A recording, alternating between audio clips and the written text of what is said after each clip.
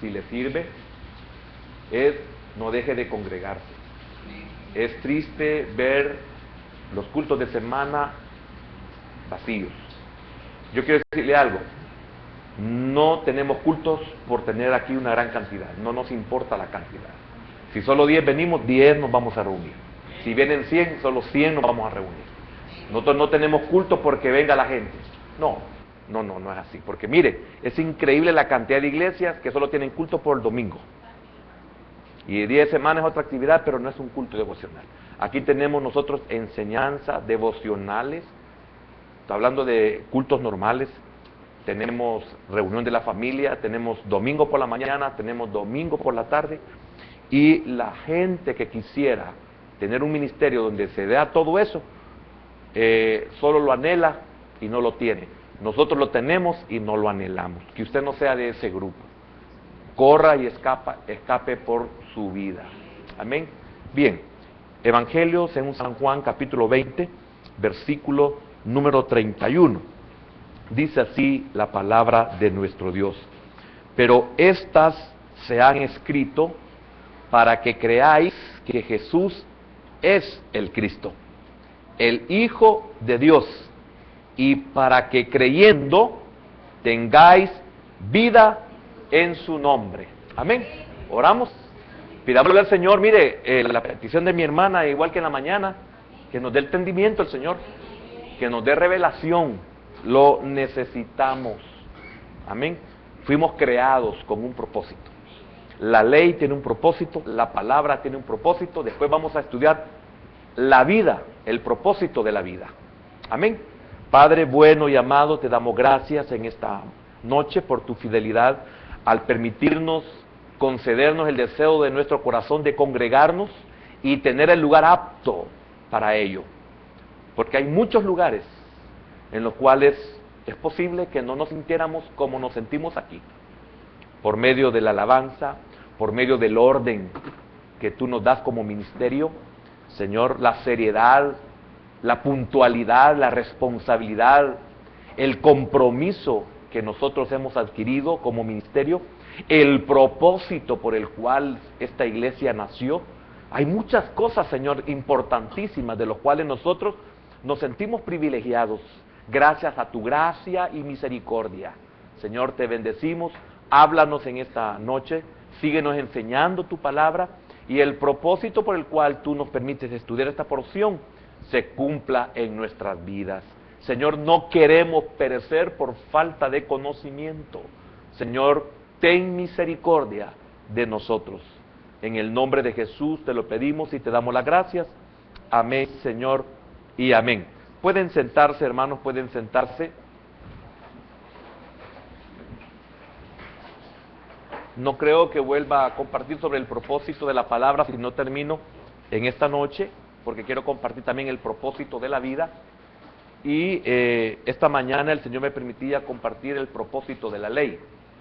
Y el propósito de la ley era, como lo leímos en la carta del apóstol Pablo a los romanos, que era únicamente para tener, en nuestra versión que leímos, Reina Valera 1960, es tener conocimiento de pecado. Es importante tener conocimiento de pecado. Y también en la nueva versión internacional, veíamos que en vez de conocimiento decía el tener la conciencia de que somos pecadores, estar conscientes de que somos pecadores. Ahora es el propósito de la palabra, el propósito de la palabra. Si por alguna razón no termino, quiero que aquellos que anoten por lo menos puedan anotar algunos puntos que quisiera desarrollarlos, si el Señor me lo permitiera con el tiempo. Es que el propósito de la palabra es para autenticar la divinidad de Cristo, y esto hay que explicarlo. A veces encontramos nosotros ciertas cosas así en la Biblia, pero el desarrollar un punto de ese, si no nos dan nada, no nos dan la información, es bien difícil. Mas, sin embargo, gracias al Señor, nos permite a nosotros poder explicar, porque para eso hemos sido enseñados, para enseñar. Es por eso que usted tiene alguna duda, usted la consulta y nosotros le damos una respuesta. Es una respuesta que se ha logrado de tanto año de lectura, de tanto año de estudio, de tanto año de exponer las Escrituras. Viene un niño y le pregunta a uno de sus maestros en la escuela bíblica algo sobre la Biblia. La profesora, la maestra o el maestro tiene la capacidad para poder darle una explicación, porque para eso estudia. Entonces, ese primer punto es para autenticar la divinidad de Cristo, para dar esperanza a los hombres, para relatar experiencias humanas como una advertencia, es el tercer punto, y como último, para dar conocimiento de vida eterna, para dar conocimiento de vida eterna. Si usted estuvo esta mañana, usted se va a dar cuenta de que hay una similitud al estudiar el propósito de la ley, porque es muy amplio, no solamente es para tener conocimiento o conciencia del pecado, sino también para llevarnos a Cristo. La ley nos lleva a Cristo. La ley nos enseña de que no se puede cumplir. Aparte de que nos muestra el pecado en nosotros. La ley no nos da la capacidad para que nosotros podamos vencer el pecado. Solo nos señala que somos pecadores y no nos da más fuerza para poderlo vencer, superar, ni siquiera para cumplir la ley. No la podemos cumplir. La ley se puede cumplir, pero nosotros no la podemos cumplir. Ningún israelita pudo cumplir la ley. Ninguno. ¿Por qué? Porque para cumplirla tenía que nacer sin pecado. Entonces, desde ese instante se vuelve imposible cumplir la ley. Entonces la ley fue dejada de una forma incidental para que nosotros nos demos cuenta de que necesitamos a Cristo.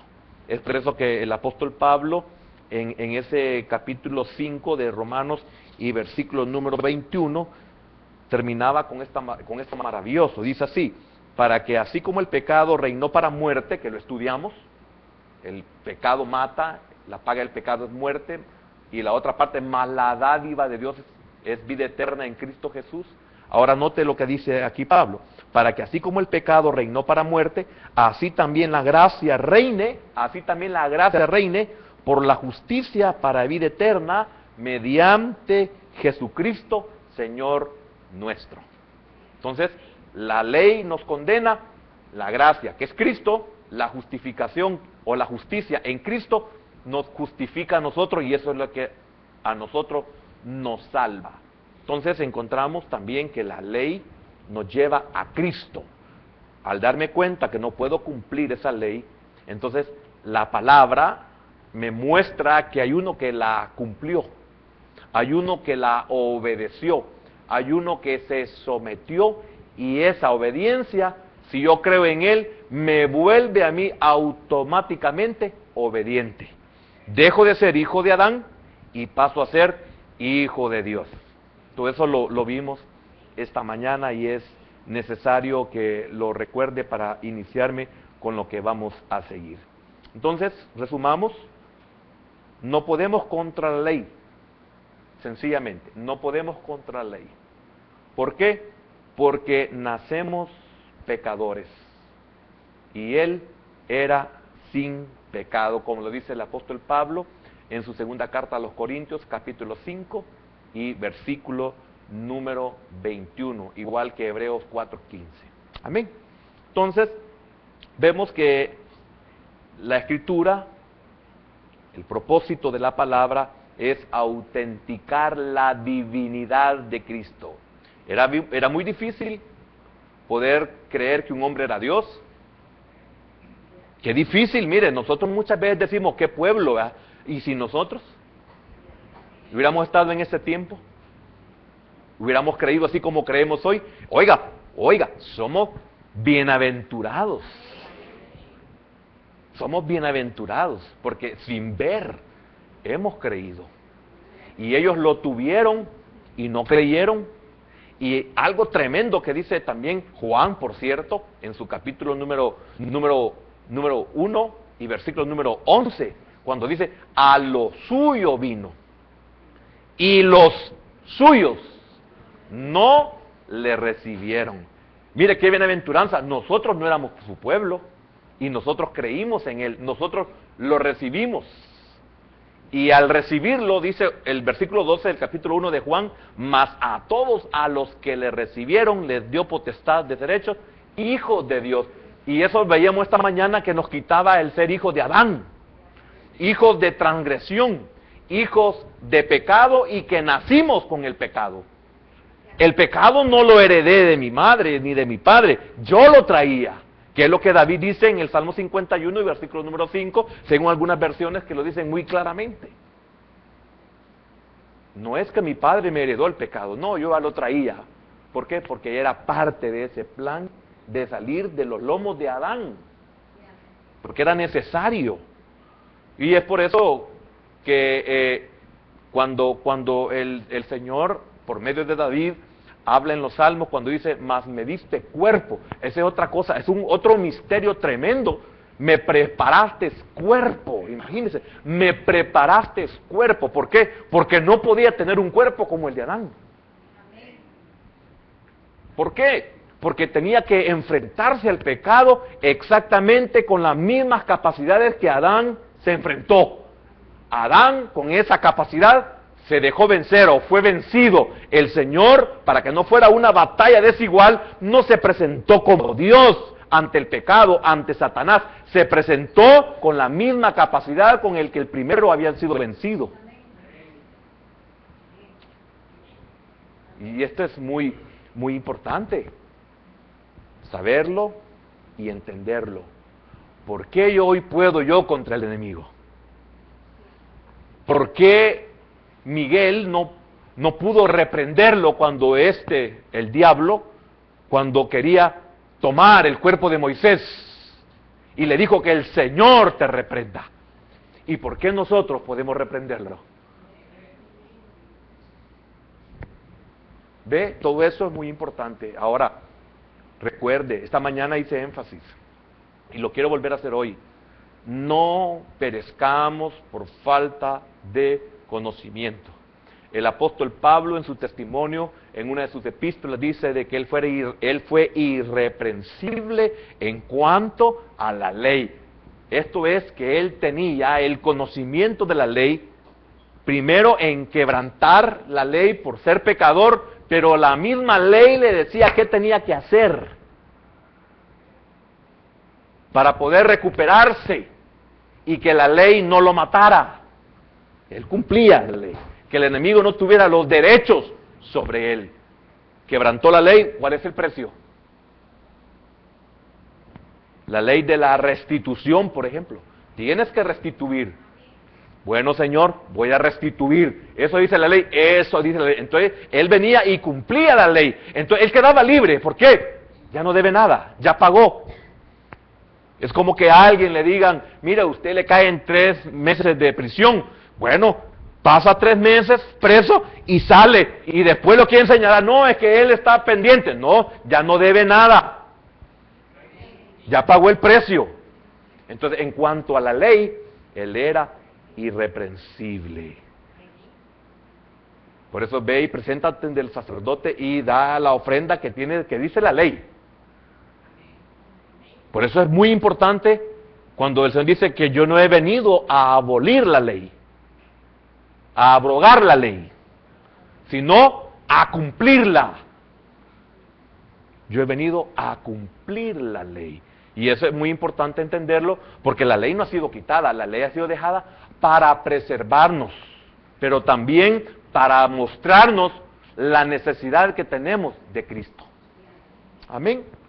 Ahora, fíjese que vamos a leer en Juan 20, 31, vamos a volverlo a leer y lo vamos a después a leer con el contexto.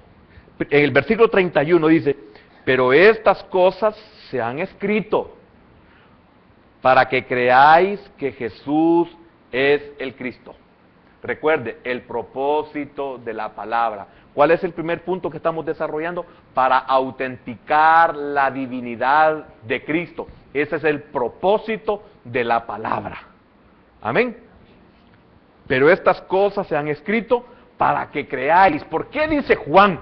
pero estas cosas se han escrito. Es la palabra. Es lo que autentica la divinidad de Cristo.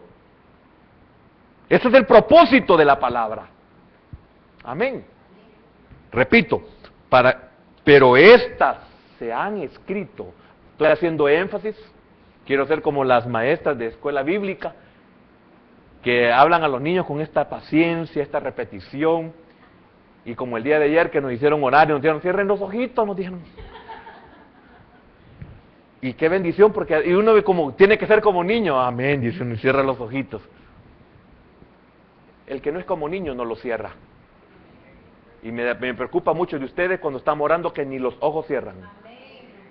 Ah, usted me puede decir, ay hermano, pero se puede cerrar con los ojos abiertos, sí, pero no pajareando como usted.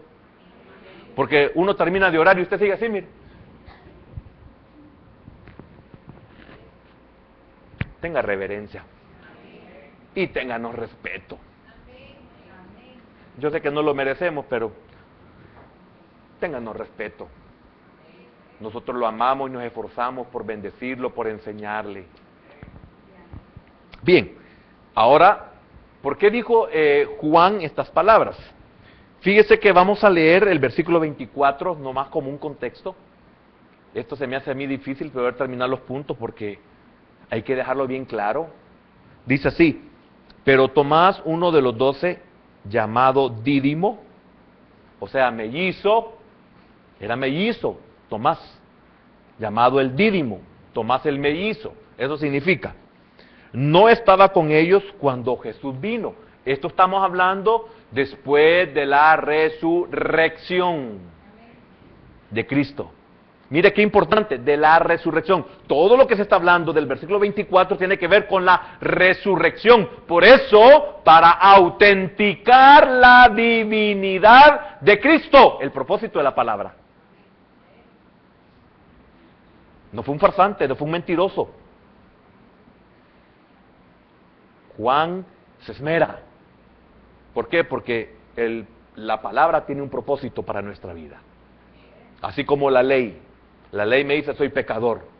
Entonces, ¿qué debo de hacer? La misma ley me enseña y me lleva a Cristo. Yo te condeno, pero Él te salva. No me puedes cumplir, pero Él la cumplió. Si crees en Él, ya la cumpliste tú. Mire, esto es lo increíble del Evangelio. Y hay que tener la mente de Cristo, y eso significa haber nacido de nuevo, para entender eso. Así de fácil, así, sí, cualquier día, estos son sinvergüenzas. Pero es la verdad, porque dígame yo cómo cumplo la ley. Yo no puedo cumplir la ley, y yo pienso que usted tampoco, ¿verdad? Entonces, bienaventurados si Cristo murió por nosotros cumpliendo esa ley. Amén. Bien, el 25, le dijeron, pues, los otros discípulos, al Señor hemos visto. Él les dijo, si no viere, estamos hablando de Tomás, ¿verdad? Si no viere en sus manos la señal de los clavos y metiere mi dedo en el lugar de los clavos y metiere mi mano en su costado, oiga, no creeré. ¿Y qué dijo el Señor en el versículo, déjeme ver?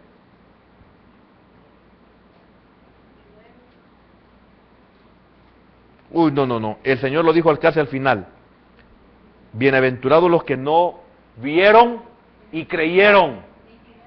En el 29, bienaventurados los que no vieron y creyeron. Y Tomás lo había visto, y Tomás dijo, solamente que yo lo viera a él y me diera cuenta que tiene las evidencias de la crucifixión, esto es, de su muerte de cruz,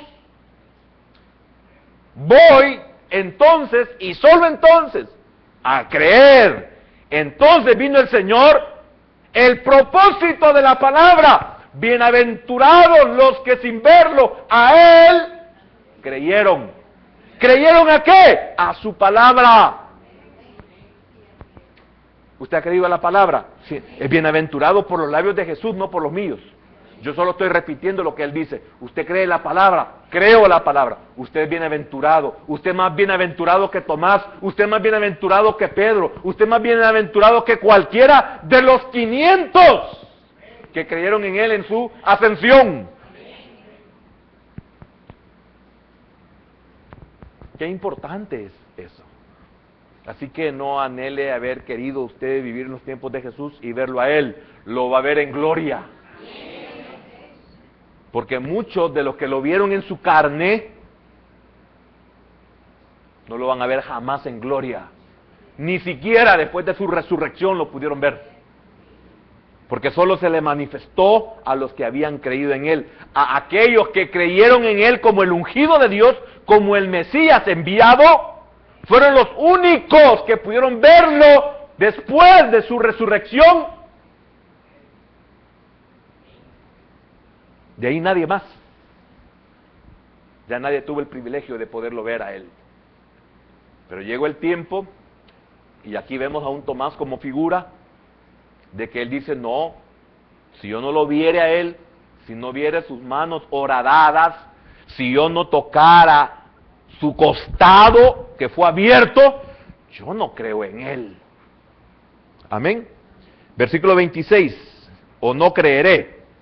8 días después, corrijo, no creeré, no creo en él, no creeré de que él ha resucitado. Amén. Él no quería ser engañado. Pero veamos el versículo 26. 8 días después, aquí todo lo que hemos leído tiene una figura escatológica. 8 días después, estaban otra vez sus discípulos dentro y con ellos Tomás.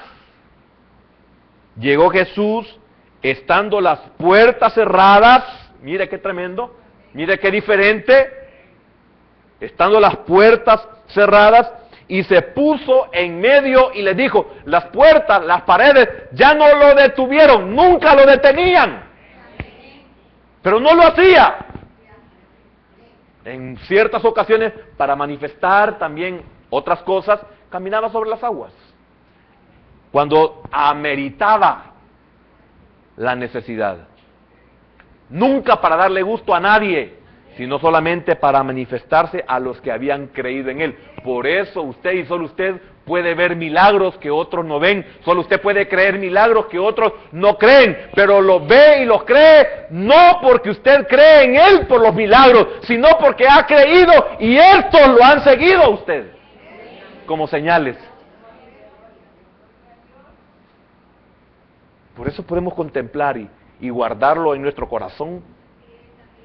Como María, cuando veía las cosas de su Hijo Jesús, ella las guardaba en su corazón. E igual nosotros las guardamos en nuestro corazón. La gente no cree, hacemos el ridículo si les contamos. Al inconverso no le podemos decir, mira, fíjate de que hice poca comida y llegó más de la cuenta, y fíjate que alcanzó y sobró. Alguna forma lo van a concebir ellos, pero no como la nuestra. Amén. Y les dijo, 26 al final, y les dijo, paz a vosotros. Luego dijo a Tomás, mire qué tremendo, y el Señor no estaba ahí.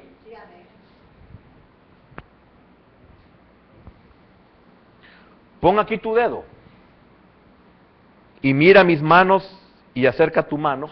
Esto era un milagro. Veámoslo en lo humano, esto era un milagro. Que él se apareciera, pero había muerto. Sí, pero resucitó. Pero ahí estaban las evidencias. Sus manos, su costado. Mete aquí, en mi costado. Y le dice, y no seas incrédulo, sino creyente. El propósito de la palabra, que seas creyente. Ese es el propósito de la palabra. Por eso estamos tocando el primer punto, la autenticidad de la divinidad de él, de Cristo, el Mesías. Amén. Versículo número 28. Entonces Tomás respondió y le dijo, Señor mío y Dios mío. Porque me has visto, aquí viene algo que es muy importante, que tiene que ver con todo hasta el 31, que fue nuestro texto áureo. Porque me has visto, Tomás, ¿creíste? Bienaventurados los que no vieron y creyeron. Está hablando de nosotros. Y todavía no lo habíamos visto, ni tampoco lo habíamos creído, perdón. Y el Señor ya está diciendo de nosotros, bienaventurados los que no vieron y creyeron.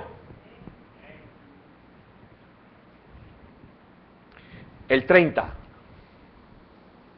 Hizo además Jesús muchas otras señales en presencia de sus discípulos. Note, hizo muchas señales. Esto quiere decir, con el contexto del propósito de la palabra, no tiene ninguna importancia. No es eso lo que los va a salvar.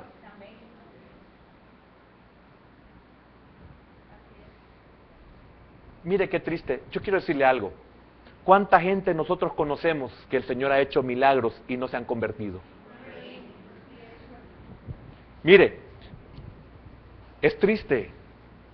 Por muy lindo que lo expresen, por muy lindo que se comprometan, que hagan lo que hagan. Aquí hemos tenido gente y va a seguir viniendo hasta que Cristo venga, de gente con necesidad que va a prometer y que se va a hacer cristiano y que se va a bautizar y que se va a congregar y que va a haber un discipulado en su casa y que esto y lo otro y que va a servir y bla, bla, bla, bla, bla, bla, bla, bla, bla, bla, bla.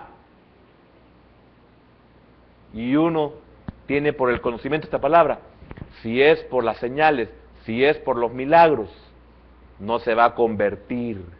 Porque el que se convierte no tiene necesidad de señales ni milagros. Y qué triste para esta gente que por no creer a la palabra han habido señales o milagros para que crean y ni así creen, ni siquiera echándoles culata. ¿Te acuerdas cuando dijo, échame culata? No podíamos subir el murito o el palito chiquito de manzanas. Ya sabe cuál de manzana, ¿verdad? Entonces, bueno, peruleras.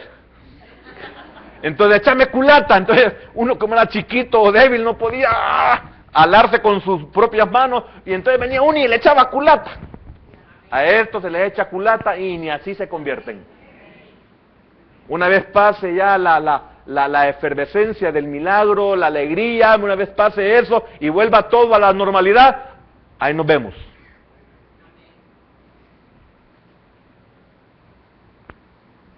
Hasta nunca más volver. Ya les molesta que les hablemos, ya les molesta que los visitemos, ya les molesta que les recordemos. Y vuelve otra vez, es que no, yo no soy fanático. Sí, pero cuando estabas en tu mayor necesidad, estabas dispuesta hasta hacer el candelero. O sea, payasadas, pues. Hasta eso estabas dispuesto, a hacer el ridículo. Y ahora, ya no te duele, ya no hay malas noticias, los exámenes salen buenos, ya tienes casa, ya tienes trabajo, ya tienes ingresos. O ya no te importa la sobrenaturalidad de que el Señor te alimente sin tener dinero y que te inviten y te inviten y te inviten.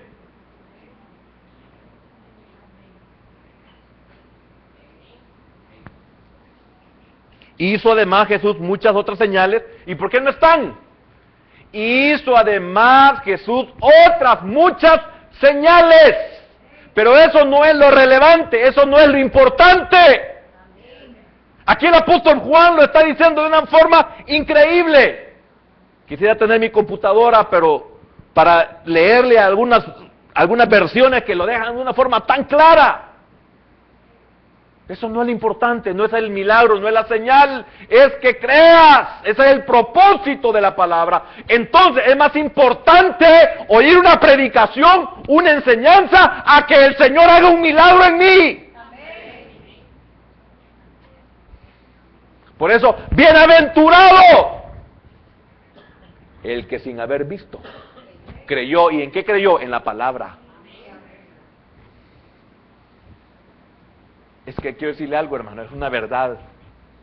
Si la palabra no lo salva nada. No importa el milagro. Porque sería triste que nos aconteciera, y sigue aconteciendo, cuando el Señor, dirigiéndose a las multitudes, les dijo: vosotros no me seguís porque yo soy el Señor, sino porque les di de comer.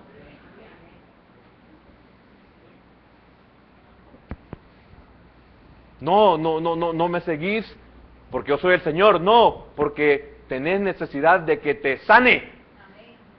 Y es triste llegar a viejo y no entender. A viejo cuando ya nos queda días, meses, años de vida.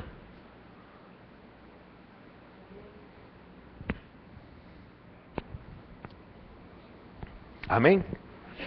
Repito, el 30, hizo además Jesús muchas otras señales en presencia de sus discípulos, las cuales no están escritas en este libro. Mira qué tremendo. Las cuales no están escritas. De hecho, yo me valía para decir: no es importante los milagros.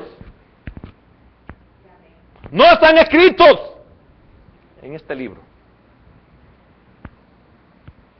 Amén.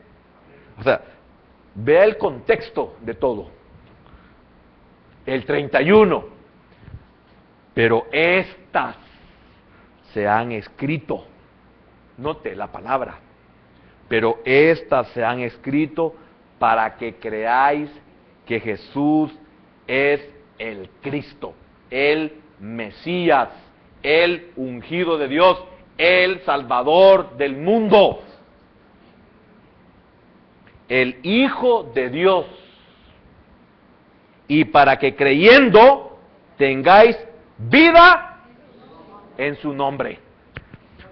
Fíjese que en 5:21 de Romanos, solo se lo voy a leer: para que así como el pecado reinó para muerte, así también la gracia reine por la justicia para vida eterna. ¿Ve? Cuando estudiamos en la mañana el propósito de la ley, mire con lo que dice ahí. Así también la gracia reine por la justicia para vida eterna, para vida eterna. ¿Y qué dice Juan en el capítulo 20 y versículo número 31? Pero estas han escrito para que creáis que Jesús es el Cristo, el Hijo de Dios. Aquí no estamos hablando para que sepas que eres pecador, sino para que te salves. Para que creáis en Él, que es la justicia que se necesita para que esa ley que tiene el propósito de demostrarme que soy pecador no me condene. Porque la ley no salva, pero Jesús sí. Para que creáis que Jesús es el Cristo, el Hijo de Dios, y para que creyendo, bienaventurados los que sin ver creyeron, para que creyendo tengáis vida en su nombre. Amén. Entonces, ve la relación: Tomás, me viste y creíste. Pero más bienaventurados los que no me vean y crean. Amén. Y Juan habla de dos cosas. Habla del Cristo, título oficial, el Cristo, el ungido. Y hay una infinidad de citas bíblicas como Mateo 2:4, 16:16, 22:42, 23:8, 24:5, donde hablan del Cristo, el ungido, el Mesías. Y el otro, el título personal, Hijo de Dios. El Cristo, título oficial; Hijo de Dios, título personal. Cuando viene el Padre dice, y comienza en el Jordán: este es mi Hijo amado en quien tengo complacencia. Y así encontramos una infinidad de citas bíblicas en todo el Evangelio de Juan que hablan sobre el Hijo de Dios. Entonces, algunas personas piensan que creerían en Jesús si vieran un milagro o una señal categórica. Ahora, Y bien importante, ¿por qué no fueron dejadas las señales en vez de la palabra? Porque si nosotros fuéramos salvos por ver y creer, especialmente las señales, entonces fácilmente seríamos engañados. Mire la seguridad que Dios nos da al creer en su palabra. Bienaventurado entonces el que sin ver cree. ¿Por qué? Porque el que se deja guiar por lo que ve, ese puede ser engañado. Esto me recuerda, por ejemplo, allá en el libro del Éxodo, en su principio, del versículo número, ¿qué es? 5, 6, capítulo 5, 6, cuando vemos a un Moisés que se presenta y él tira la vara de Aarón se convierte en culebra. Entonces viene el faraón, llama a Janes y Jambres, y creo que es Hambres porque es con H, ¿verdad? Janes y Hambres, bien feo se ve porque uno siempre dice Hambres. Vienen ellos y tremendo, ¿verdad? Este es Moisés, trae señales. Ustedes también. Llamó a todos los brujos. También. Oiga, ¿a quiénes llamó? A los brujos, a los adivinos, a los encantadores, y llamó a las cabezas principales de todo Egipto. Y ellos también vinieron y con esto viene y también ellos. Sí, también el diablo puede sanar. Entonces, qué bendición es que no es por milagros que nosotros creemos. Qué bienaventurado. Bueno, para algunos existe la posibilidad de que realmente el Señor hizo un milagro porque vio su corazón y dijo, este no se va a perder. Y algunos decimos, no, yo me convertí, el Señor me salvó. Pero es 1 en 1.000.000 que puede guardar esa gratitud a su Dios y no olvidarse de dónde. Amén.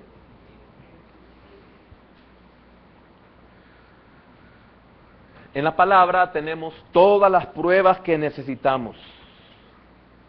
En la palabra, ahí tenemos todas las pruebas que nosotros necesitamos.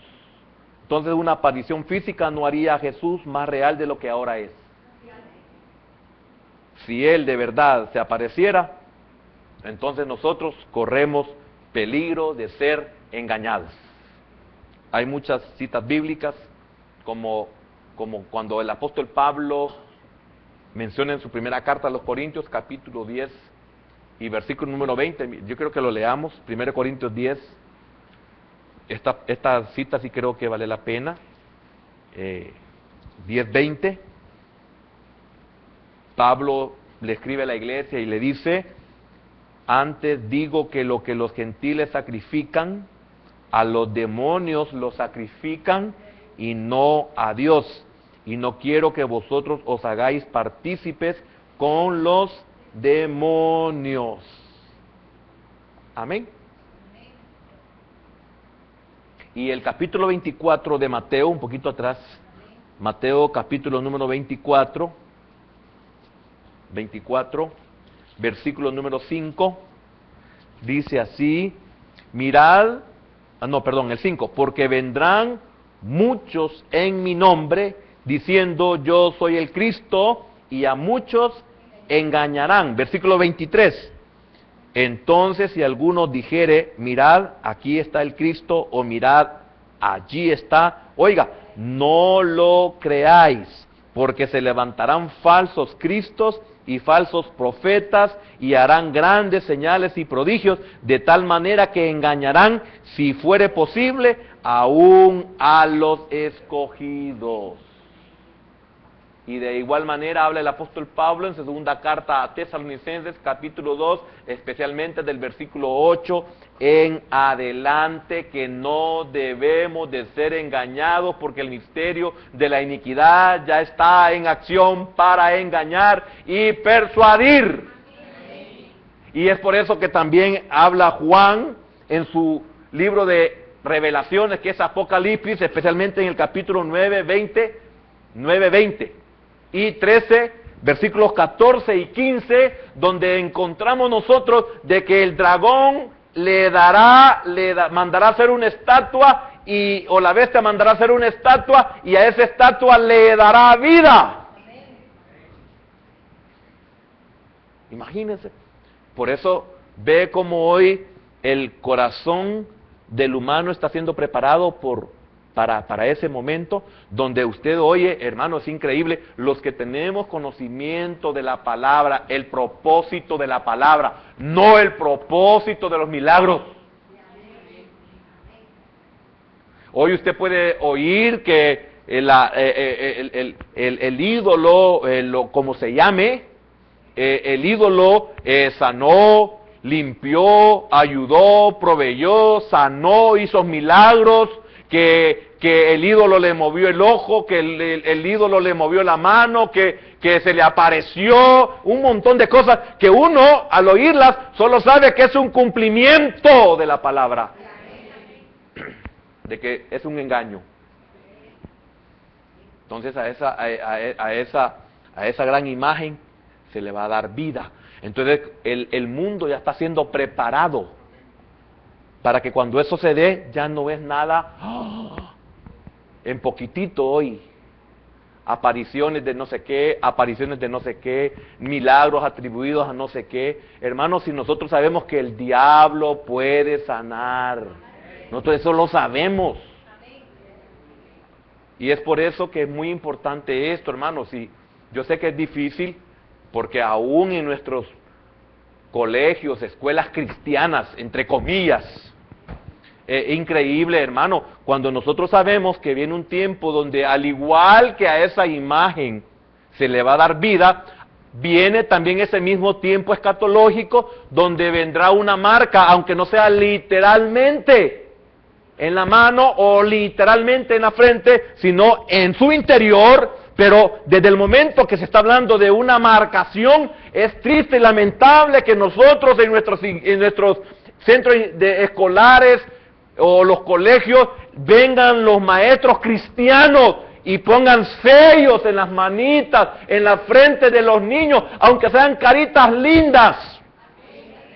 Si te portas mal, triste, la carita. Si te portas bien, una carita alegre. Entonces el niño viene bien feliz a enseñar a su mami que le pusieron una marca y una carita alegre. Ya lo están preparando para la marcación. Usted es muy fanático. Prefiero ser fanático y no hacer que mi hijo le parezca tan normal una marca. A mí me pregunta, ¿usted cree en eso? De que las imágenes se mueven, etcétera, etcétera. Sí, yo creo. Esa es una verdad, pero no de Dios. Por eso Pablo es bien radical en su segunda carta a los de Tesalónica, en su capítulo número 2. Amén. Y aún podríamos ver algo en Hechos. Hechos capítulo número 8. Hechos capítulo número 8. Versículo número 9, 8-9 del libro de los Hechos.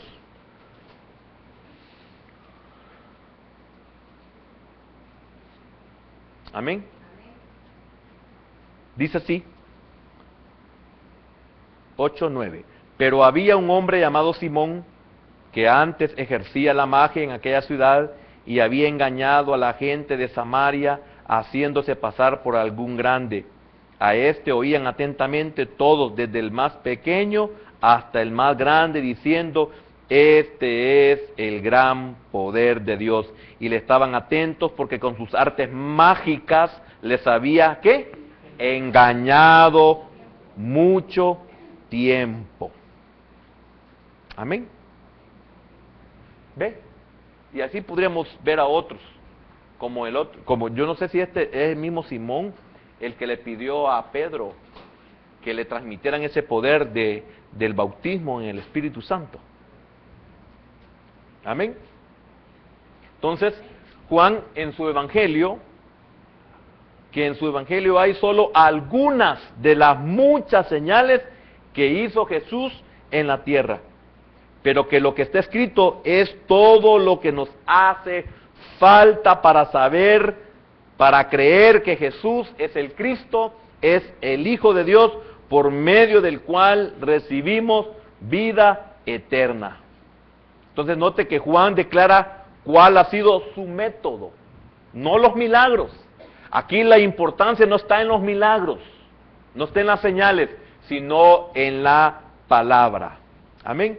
Ahora, vayamos al Evangelio siempre de Juan, al capítulo número 1. Juan, capítulo 1, el propósito de la palabra. Vamos a tratar de tocarle de una forma así, bastante superficial, porque esto tiene una profundidad increíble de lo que vamos a leer. Juan 1:1.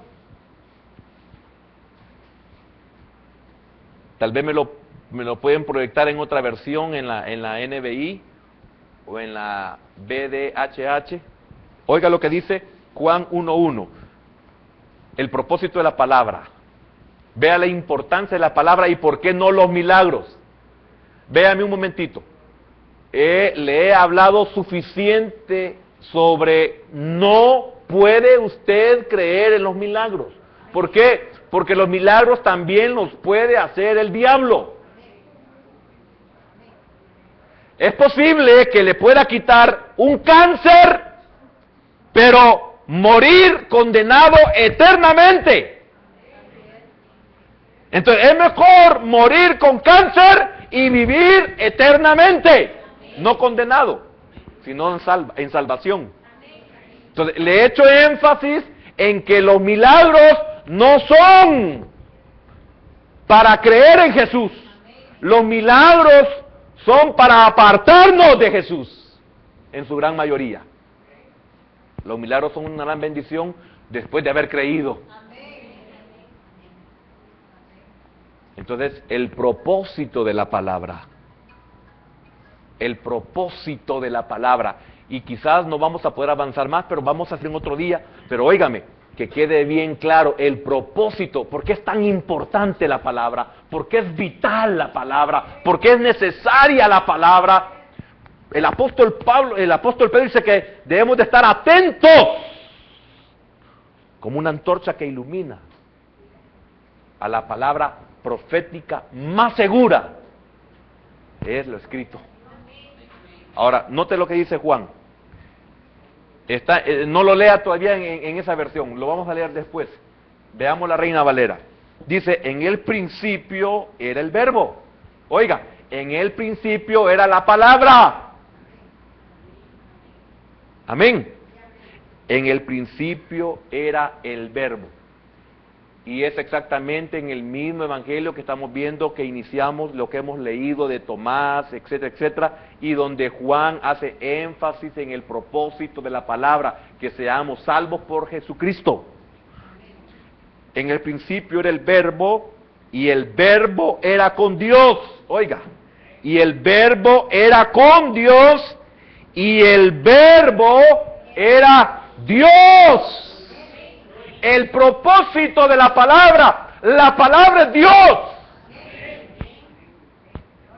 Mire, démosle gracias a Dios que tenemos un ministerio de la palabra y no de la alabanza, de la palabra y no de milagros, de la palabra y no de prosperidad, de la palabra y no de sanidad. Porque la sanidad solo eso puede hacerme, sanarme. ¿Y qué más? La palabra me salva y me sana, me salva y me libera, me salva y me prospera, me salva y me vuelve sabio.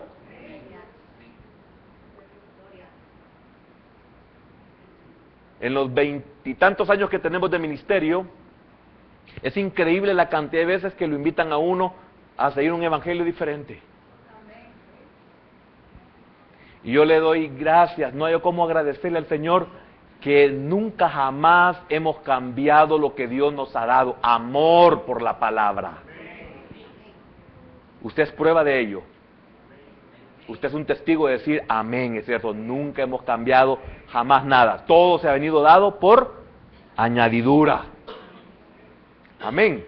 Entonces note, en el principio era el verbo, y el verbo era con Dios, y el verbo era Dios. Veamos en la NBI. En el principio ya existía el Verbo. En el principio ya existía Jesús. Ya existía Cristo, el Mesías.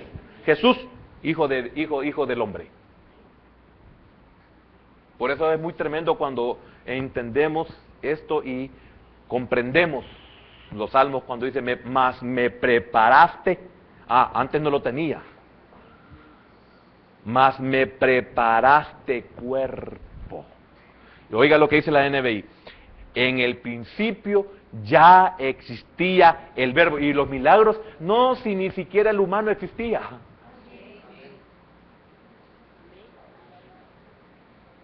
Mire qué maravilloso esto. El propósito de la palabra. En el principio ya existía el Verbo, y el Verbo estaba con Dios. Y el Verbo era Dios. Qué tremendo, ¿verdad? No sé si usted puede digerir eso. Le voy a leer esta versión. En la mañana le mencioné a un serafín de Ausejo. Oiga lo que dice este.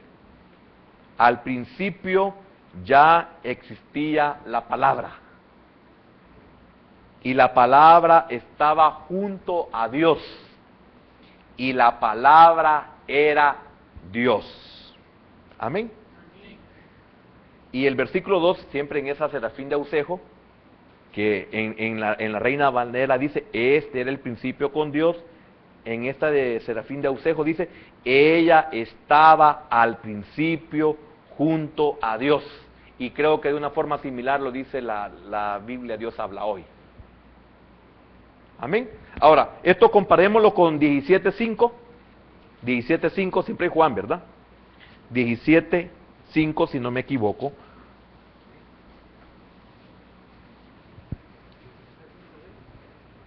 Juan 17.5.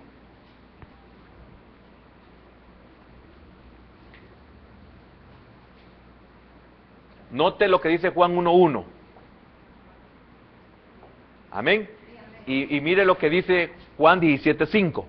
Dice, ahora pues, Padre, glorifícame tú al lado tuyo con aquella gloria que tuve contigo antes que el mundo fuese. ¿Y qué dice Juan 1.1? Que en el principio era el Verbo. Se lo voy a leer. En el principio era el Verbo, y el Verbo era con Dios, y el Verbo era Dios. Y la versión que le leí dice, al principio ya existía la palabra, y la palabra estaba junto a Dios, y la palabra era Dios. Y qué tremendo, le estoy trayendo 17.5 solo para que usted vea que el Señor está diciendo lo que Juan dijo en 1.1. Y repito, ahora pues, Padre, glorifícame tú al lado tuyo. O sea, como yo estuve al principio, Juan 1.1 lo revela. Con aquella gloria que tuve contigo antes que el mundo fuese.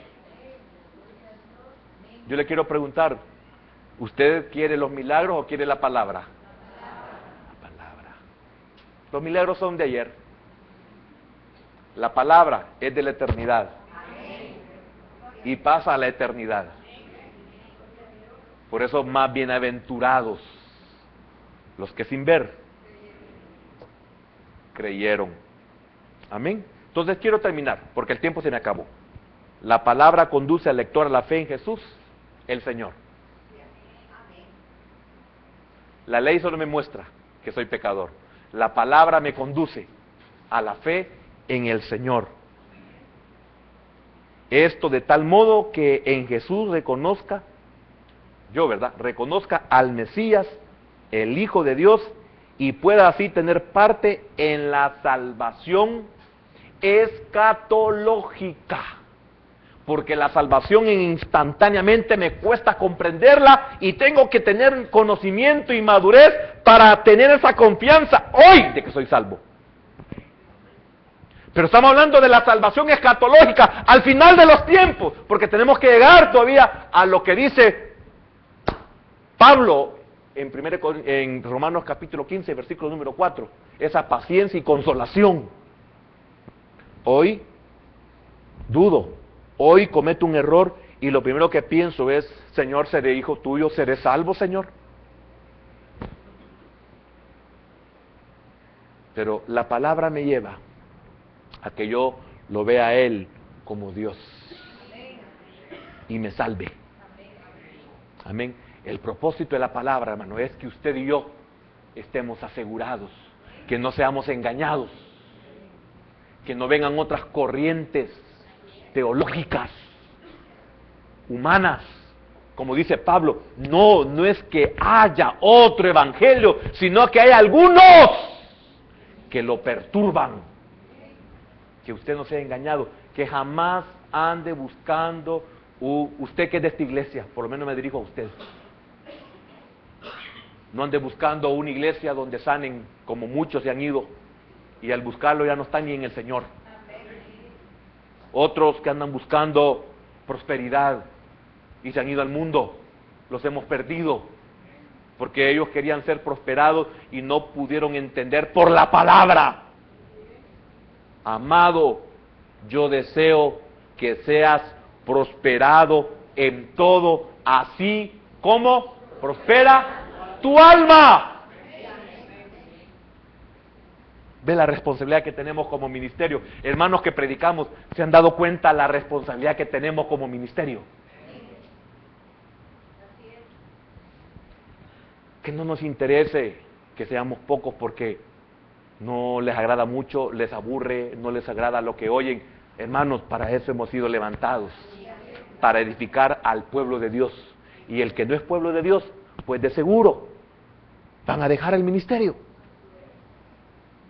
Hablando de los que andan buscando otra cosa. Y a los que están aquí continuamente nos van a preguntar también, ¿que acaso quieren irse ustedes también? Y entonces ojalá que su respuesta sea, Señor, ¿a quién iremos? Si solo tú tienes palabra. Ah, ¿y los milagros? Palabras de vida eterna. ¿Por qué? Porque mi vida aquí, lo más 80 años. ¿Y la eternidad? Vamos a orar. Padre, gracias, Señor, porque sabemos por tu palabra que tendremos parte en la salvación escatológica, la restauración de todas las cosas. Por eso, Señor, el apóstol Pablo dice que la creación gime por su redención. También nosotros, Señor, gemimos por nuestra redención. Como quisiéramos ya estar glorificados. Señor, qué bendición es que algunos, con los achaques de la vida, del cuerpo especialmente, con enfermedades quizás incurables, qué bienaventurados somos si hemos permanecido en tus caminos, Señor. Gracias, porque en nosotros, Señor, se cumplen aquellas palabras tremendas y maravillosas del apóstol Pablo, cuando decía, por lo cual estoy seguro que ni la muerte, ni la vida, ni ángeles, ni principados, ni potestades, ni lo presente, ni lo porvenir, ni lo alto, ni lo profundo, ni ninguna otra cosa creada nos podrá separar del amor de Dios que es en Cristo, es en su palabra, en su verbo,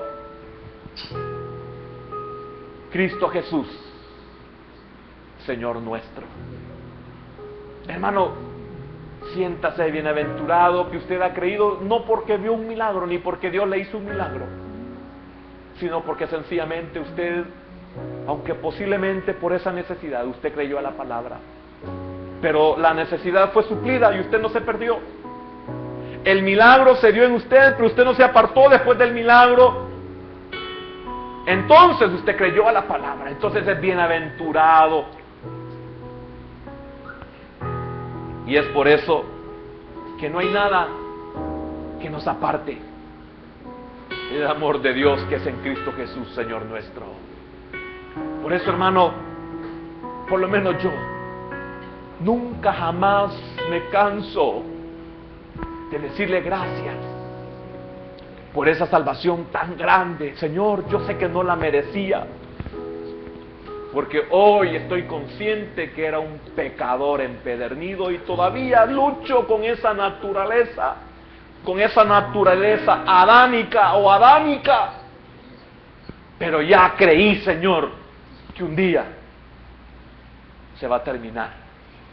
Un día seré libre de esa naturaleza, Señor, porque he creído en tu palabra. Ese fue el propósito de la predicación. Por eso el apóstol Pablo, cuando se dirige a los Corintios en su primer capítulo, les habla de ese poder de la palabra, que no llegó con palabras humanas ni con sabiduría humana, sino con palabras de poder. Señor, gracias. Gracias. Porque nos has dado un ministerio sano, Señor, en tu palabra. Señor, los que predicamos somos los primeros en llorar, de sentirnos redarguidos. Y cuando nuestros hermanos predican, también somos los primeros en sentirnos señalados, porque estamos conscientes de nuestra naturaleza caída, Señor. Quisiéramos tener una mente, un corazón limpio, y gemimos y lloramos continuamente y decimos al igual que tu siervo David: crea en mí, oh Dios, un corazón limpio y renueva un espíritu recto dentro de mí. Porque no podemos huir de nuestra corrupción, pero gracias sean dadas a nuestro Señor Jesucristo,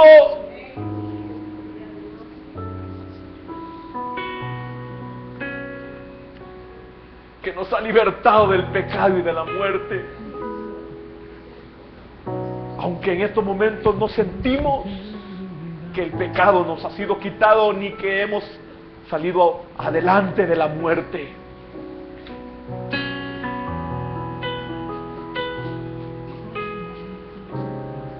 Pero estamos seguros de nuestra salvación hoy y de la salvación escatológica.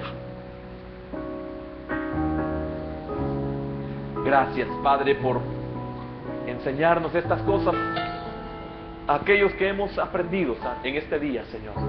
El propósito de la ley, el propósito de la palabra. Señor, gracias.